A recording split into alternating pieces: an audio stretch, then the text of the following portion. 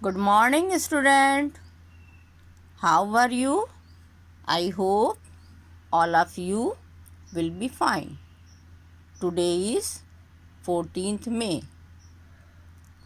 Class 6E, Subject Hindi, Chapter 2, चांद की चाह।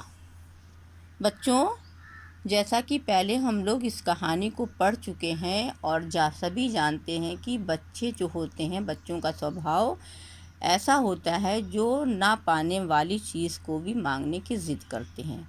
वैसे ही इसमें टीटू तितली ने अपनी माँ से बहुत ज़िद की थी। क्या लेने के लिए बच्चों? चाँद। और चाँद किसी के पास आ नहीं सकता क्योंकि वो आसमान में रहता है। अब आगे की कहानी आज मैं पढ़ती हूँ, आप लोग देखिए। माँ ने बताया मुझे तो सूरज की रोशनी ज़्यादा अच्छी लगती है। बच्चों, टीटू ने कहा था कि मुझे माँ सूरज की रोशनी से चाँद की रोशनी अच्छी लगती है। लेकिन माँ ने क्या कहा, क्या बताया बताऊँ बच्चों उसको, कि माँ ने बताया मुझे तो सूरज की रोशनी से ज़्यादा अच्छी लगती है। उसने कहा सूरज की रोशनी मुझे ज़्यादा अच्छी लगती है। क्यों अच्छी लगती है? अब ये सुनिए क्यों अच्छी लगती है। चाँद की अपनी रोशनी नहीं है। माँ ने बताया क्योंकि चाँद की अपनी रोशनी नहीं है और वह तो सूरज की रोशनी से चमकता है। माँ ने कहा कि चाँद की रोशनी अच्छी ज़रूर होती है, शीतल होती है, ठंडी होती है, लेकिन चाँद के पास अपनी रोशनी नहीं है, वो सूरज की रोशनी से चमकता है। क्या बताया? सूरज की रोशनी से चमकता है। हमारी धरती की भी अपनी रोशनी नहीं है। और माँ ने और क्या बताया टीटू को, कि हमारी धरती की भी रोशनी अपनी नहीं है, उसके पास भी अपनी कोई रोशनी नहीं है। हमारी धरती में भी रात को अंधेरा हो जाता है। माँ ने क्या कहा? हमारी धरती में भी रात को इसीलिए अंधेरा हो जाता है क्योंकि ना तो धरती की अपनी रोशनी है और ना तो चाँद की अपनी रोशनी है।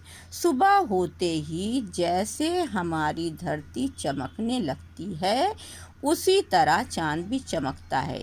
तो क्या बताया माँ ने, कि सूरज निकलते ही जैसे हमारी सारी धरती प्रकाशित हो जाती है, चमकने लगती है, उसी तरह से क्या माँ ने बताया चाँद भी उसी प्रकार चमकता है। लेकिन सूरज को ही रोशनी से समझी।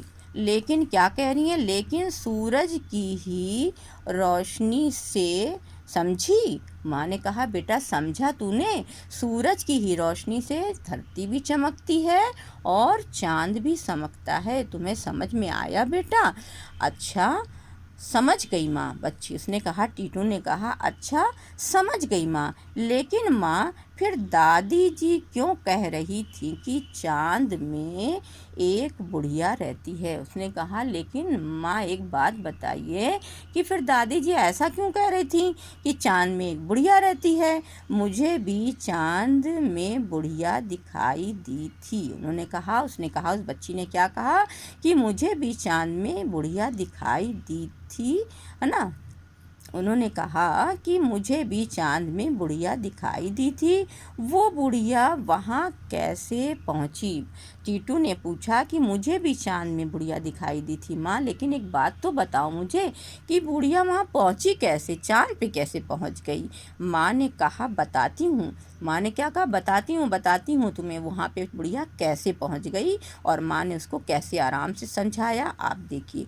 चाँद पर बहुत बड़े बड़े गड्ढे हैं। चाँद पे क्या है बच्चों? बहुत बड़े बड़े गड्ढे हैं। ये बहुत गहरे हैं। और क्या कहा? वो गड्ढे बहुत ही गहरे भी हैं। बड़े तो बड़े यहाँ ही हैं, गहरे भी हैं। चाँद पर विशालकाय पहाड़ भी है। उन्होंने क्या बताया कि चाँद पर विशालकाय पहाड़ भी है। वहाँ पे गहरे बड़े बड़े गड्ढे भी हैं, विशालकाय पहाड़ भी है।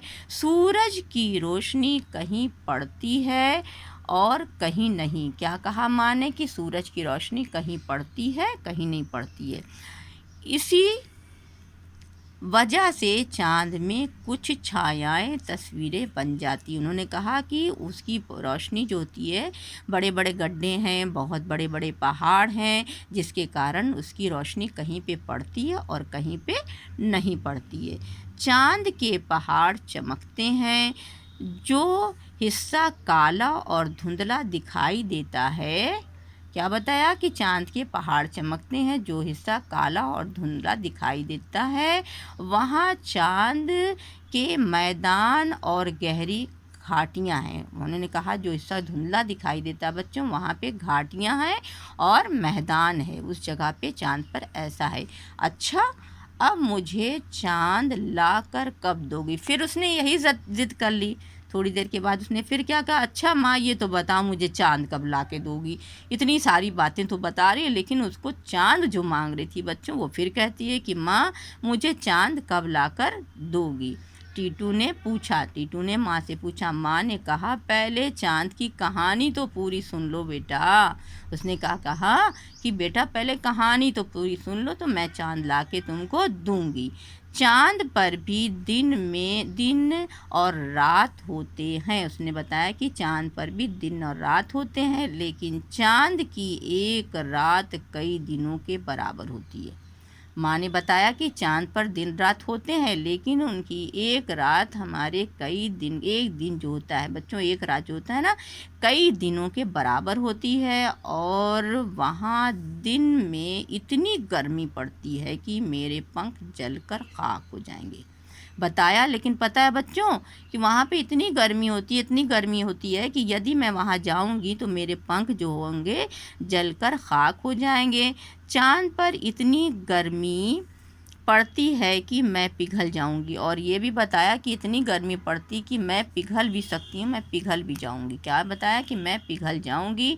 और रात में इतनी सर्दी पड़ती है कि मैं आइसक्रीम की तरह जम जाऊंगी। माँ ने उसको समझाया कि बेटा चाँद पर गर्मी भी बहुत पड़ती है और सर्दी भी इतनी पड़ती है। गर्मी इतनी पड़ती है कि मैं पिघल जाऊंगी, जल जाऊंगी, और सर्दी इतनी पड़ती है कि मैं आइसक्रीम की तरह जम जाऊंगी। क्या पता है, फिर मैं उड़ नहीं पाऊंगी। सच्ची माँ? टीटू ने कहा। इतनी सारी कहानी माँ ने उसको बताया, समझाया, इसलिए कि मैं जैसे वो चाँद मांग रही है तो चाँद पे जाने पे मेरा क्या हशर होगा तुम जान लो। तो बच्ची ने क्या कहा, सच्ची माँ? टीटू ने पूछा। ठीक बच्चों, तो ये कहानी आप समझ गए हैं, और इस कहानी को फिर आप दोबारा से पढ़ोगे, इसकी मात्राओं को देखोगे, इससे क्या शिक्षा प्राप्त होती है वो समझोगे। और मैं इस कहानी को, इस चैप्टर को आज यहीं क्लोज़ करती हूँ। हाँ, एक बात और, आगे आपको मैं आगे की कहानी बताऊँगी। अब आप लोग ये जान लीजिए कि बहुत ज़रूरी बात है कि स्टेशनरी की दुकानें खुल चुकी हैं। आप लोग जाके अपनी किताब कॉपी जल्दी से जल्दी ले लीजिए, और अब काम आप लोग फेयर कॉपी में करोगे। Okay, bye.